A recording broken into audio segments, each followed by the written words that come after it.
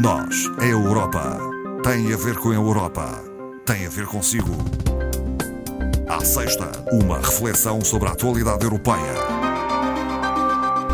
Hoje, no Nós Europa, converso com a doutora Ana Rita Barros, formadora do Centro de Informação Europeia Jacques Delors. Muito boa tarde, doutora Ana Rita Barros. Muito boa tarde, Ana Marta. Bem-vinda uma vez mais a este espaço. Estamos a falar à distância, por telefone. Pedimos desde já desculpa aos nossos ouvintes, a qualidade não é a mesma se estivesse em estúdio, mas são as medidas que temos de tomar nesta altura. E vamos falar também de medidas, diversas medidas tomadas por algumas instituições europeias devido a esta crise sanitária provocada por este novo coronavírus, o SARS-CoV-2 e a doença a Covid-19. Doutora Ana Rita Barros, têm sido tomadas medidas? Muitas. Desde já por parte da Comissão Europeia, não é? Sim. Já tinham sido tomadas algumas há 2 semanas, voltaram agora a ser tomadas definindo um quadro temporário que permite aos Estados-membros o apoio à sua economia, através da concessão de auxílios, o que não é normalmente possível no âmbito dos tratados, porque isso distorce o mercado e distorce a concorrência, fazendo baixar os preços. Portanto, foi aqui utilizada uma parte do artigo 107 do Tratado de Funcionamento para permitir exatamente isso. Os Estados agora podem apoiar as empresas, conceder benefícios fiscais, garantir empréstimos contraídos por essas mesmas empresas, também obter empréstimos públicos subvencionados, enfim, uma série de medidas a todos os níveis. Excepcionais estas medidas, claro. Sim, temporárias. Temporárias. Sim. Portanto, são essencialmente estas as medidas tomadas pela Comissão Europeia, mas há desacordo entre Estados-membros? Sim, não. Há desacordo e há diversos níveis de apoio, porque cada Estado pediu um nível de apoio que estava adequado às suas necessidades. Sim. Desde logo Portugal pediu autorização e foi concedida para 3 mil milhões de euros e apoia só as pequenas e médias empresas. Podemos comparar com outros Estados-membros. A Alemanha anunciou uma linha de apoio enorme de 750 mil milhões de euros, não é? À sua economia? À sua economia, exatamente. Sim. Só para termos uma ideia, é igual ao valor da compra de ativos anunciado pelo Banco Central Europeu para toda a Europa. Portanto, temos a ideia de como a Alemanha vai apoiar a sua economia. E a Alemanha, ao contrário de Portugal, apoia as empresas de qualquer dimensão. Portanto, não só as PMEs, mas também as grandes empresas. Se compararmos a nossa situação com a Alemanha, enfim, são extremos quase opostos. A Alemanha tem empregado nestas empresas cerca de 9 vezes o número de trabalhadores que Portugal tem também no conjunto das suas empresas, de qualquer dimensão, e o apoio é 250 vezes maior do que o nosso. O tecido empresarial alemão é bem diferente do nosso também, muito diferente. Muito diferente, com empresas grandes, com empresas com muito valor acrescentado, algumas delas agora a reconverter o seu processo produtivo exatamente para produzir equipamentos de proteção médica. Enfim, a França também anunciou um valor elevado, 300 mil milhões, e apoia empresas até 5 mil trabalhadores. Portanto, cada Estado-membro, e podíamos falar dos outros, porque foram vários Estados-membros que pediram esta situação de exceção à Comissão, e cada um apoia a sua economia de acordo com as medidas e as possibilidades que tem. Há ainda um regresso ao controle europeu de fronteiras, ou pelo menos a um certo controle, não é? Exatamente. É apenas facilitado a passagem de fronteiras para redes transeuropeias de transportes. E foram criados pela Comissão Europeia corredores verdes, que são exatamente vias reservadas para esta passagem e que facilitam não só a identificação de veículos como condutores, bem como o rastreio sanitário aos próprios condutores. Portanto, é uma outra medida da Comissão. Depois procedeu-se também a normas, podemos dizer, talvez assim, de contratação pública para a aquisição de certos e determinados equipamentos. Médicos Médicos, e uma forma de compra conjunta que não só vai beneficiar portanto, os países que aderiram, que não foram todos, foram só 25, a compra a preços e a condições mais favoráveis, não é? O nosso aderiu, o Portugal? Sim, Portugal está neste pacote. Não sei se quer falar de outras medidas, como a Comissão, conjuntamente com o Comitê Europeu de Normalização, disponibilizou gratuitamente as normas europeias para a produção de equipamentos e dispositivos médicos a todas as empresas. Isso tem vantagens, portanto, para produzirem de imediato, sem custos iniciais de aquisição dessas normas, e também para a rápida reconversão de algumas indústrias europeias, como estão a fazê-lo, passar, por exemplo, da produção automóvel, com o caso da Volkswagen, para equipamentos clínicos. E em Portugal também isso está a acontecer. Depois há uma preocupação no repatriamento de cidadãos europeus que se encontrem em países terceiros. Tem sido que vai ser apoiado pela Comissão, exatamente num mecanismo de fazer o transbordo de todos os cidadãos que assim o queiram e que estejam em países terceiros e fazer o transbordo conjunto a nível da União Europeia, o que é muito importante. Portanto, a Comissão está empenhada. O discurso da Presidente ontem de manhã ao plenário virtual, digamos assim, do Parlamento Europeu, foi exatamente um apelo à interajuda dos Estados para uma resposta conjunta dos 27 Estados-membros, com a perfeita noção que a União Europeia, desta vez, não pode falhar. Pois, pode colocar-se em perigo, digamos assim. Muito em perigo. Portanto, acho que está na hora da verdade, não é? A resposta do Banco Central Europeu a esta emergência, qual foi? O que é que destacaria, doutora Ana Rita Barros? É uma resposta extraordinária de apoio à atividade económica, para evitar a dificuldade que existe na aplicação de políticas públicas neste momento. Desde já, a anunciada compra de ativos, que é a compra de dívida pública dos Estados, em 750 mil milhões de euros, a adicionar aos 120 mil milhões, já tinham sido anunciados há 2 semanas. Portanto, este novo programa, os Estados podem recorrer de acordo com a sua participação e subscrição do capital social do Banco Central Europeu. É um valor elevado para os Estados, principalmente para aqueles que têm dívidas públicas elevadas, como é o caso do português, não é? Por outro lado, o BCE também disponibilizou liquidez aos bancos.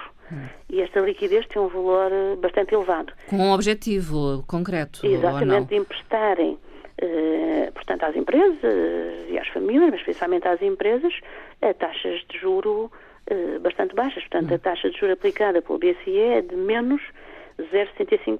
Portanto, é mais baixa do que os depósitos que os bancos possam fazer no próprio BCE, exatamente para facilitar a concessão de crédito por parte das instituições bancárias. Esperemos que seja isso, não é? É um valor muito elevado, é um 3 com 12 zeros à frente. 3 mil milhões. Portanto, é um valor que nós não estamos habituados a lidar no dia-a-dia, não é? E tudo isto, ao que parece, não chega. O Conselho Europeu esteve reunido ontem com algumas propostas em cima da mesa, que eu peço à doutora Ana Rita Barros para falar delas, e não houve consenso, não é? Não. Houve consenso relativamente a algumas de nós. Falamos, por exemplo, o repatriamento, a aquisição conjunta de equipamentos, mas não há uma que é essencial, que é mais dinheiro para a economia europeia, na medida em que tudo aquilo que está anunciado, há a noção que não chega. É completamente insuficiente. Dada a dimensão da crise, é entendido que não chega. Na crise e o pós-crise, não é? Portanto, o que será depois. Portanto, é necessário um instrumento articulado, de maior alcance europeu e de aplicação rápida, não é? Injeção de dinheiro, é isso, na economia. Como eles chamam, exatamente. Os eurobonds, ou eurobonds em português, ou coronabonds, como quiserem chamar, tanto faz, não é? Isso o que queria dizer era que um conjunto de Estados respondesse solidariamente, neste caso os 27, pelo cumprimento de obrigações financeiras de um Estado. É uma situação fácil, não é? Mas é uma situação que de facto demonstraria o que é verdadeiramente o princípio da União. A solidariedade e o aprofundamento da construção europeia. Mas a verdade é que algo semelhante não passou, por exemplo, em relação à anterior crise financeira que vivemos. Não, já não é novo, já vem da crise de 2008, não conseguiu e agora voltou a não conseguir. E a oposição é sempre dos mesmos, podemos dizer. Sim, sempre daqueles que são habituados. Desta vez foram 4 países, mas com maior incidência na Alemanha e nos Países Baixos portanto, contrariamente, 9 países nos quais Portugal se inclui, e onde também estão países que não são só do Sul, onde estão a França e o Luxemburgo e também a Irlanda, endereçaram na passada quarta-feira uma carta ao Presidente do Conselho pedindo exatamente o incremento destes planos. Sim. Não conseguiram.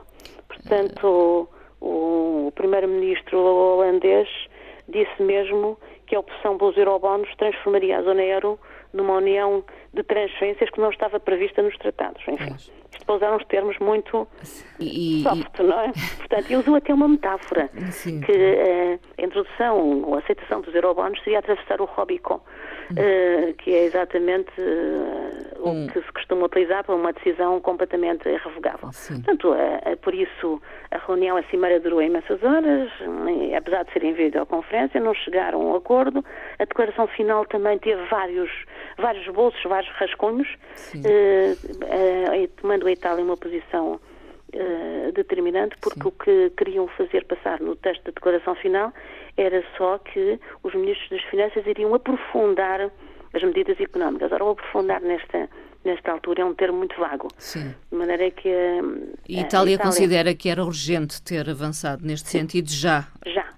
Já, e por isso consegui introduzir no texto da declaração final que seria a fixação de um prazo de 2 semanas para que os ministros das Finanças, através do Eurogrupo, dessem uma resposta específica sobre esta matéria. E isto seria temporal, digamos? Ou Sim. Foi assegurado que seria temporal? Sim, seria, mas, enfim, veremos como é que se desenvolve. Sim. Está marcada a nova reunião, então? Primeiro, o Eurogrupo tem de pronunciar, apresentar a proposta e será, com certeza, depois convocada a nova reunião. Sim. Entretanto, abrem as negociações sobre adesão à União de Albânia e Macedónia do Norte. Exatamente. Portanto, tanto o Conselho dos Assuntos Europeus dos 27 como a Comissão acolheram favoravelmente a abertura dessas negociações, que ainda não têm data, nem passou a abertura, muito menos passou a conclusão e a adesão dos países, não é? Mas já é muito importante na medida em que havia aqui uma forte intransigência por parte de um país, que era a França, que tinha vetado esta decisão em outubro último. Portanto, isto já é uma conquista destes dois países candidatos. Ficaram satisfeitos, então? Muito satisfeitos, embora tenham sido colocadas as exigências a estes dois países, não é? O respeito pelos valores fundamentais da União, a realização de reformas para garantir o funcionamento do Estado de Direito, uma economia de mercado a funcionar em pleno e o alinhamento com a política externa da União. É um processo longo ainda. Ainda, mas importante. Neste momento em que a União Europeia perdeu um dos seus membros, significativo, e, portanto, a perspectivar-se neste momento um alargamento comunitário é importante também para a União.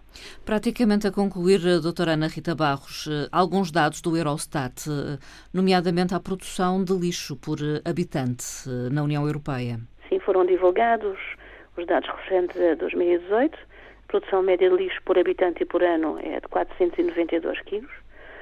Portugal encontra-se ligeiramente acima da média, com 508 quilos por habitante ano, e é interessante verificar como os países onde o rendimento per capita é mais elevado, Dinamarca, Alemanha, Luxemburgo, ocupam acima da tabela, ou seja, produzem mais lixo por habitante e por ano. Tendo a Dinamarca o primeiro lugar, neste caso, 766 quilos, e na parte contrária, portanto, na situação oposta, produzem menos lixo a Roménia, a Polónia e a República Checa. Para concluir a nossa conversa, a doutora Ana Rita Barros, uma frase, escolheu que frase e da autoria de quem? Portanto, é uma frase recente de David Sassoli, Presidente do Parlamento Europeu, e que diz exatamente: a Europa só terá sucesso se formos unidos, corajosos e apoiantes. A Europa deve mostrar o poder da solidariedade. Vamos esperar que sim, que mostre esse poder da solidariedade. É fundamental neste momento que atravessamos, bem difícil. É verdade. Doutora Ana Rita Barros, muito obrigada. Boa tarde para si. Voltamos a falar em breve. Obrigada. Até um dia. Até um dia.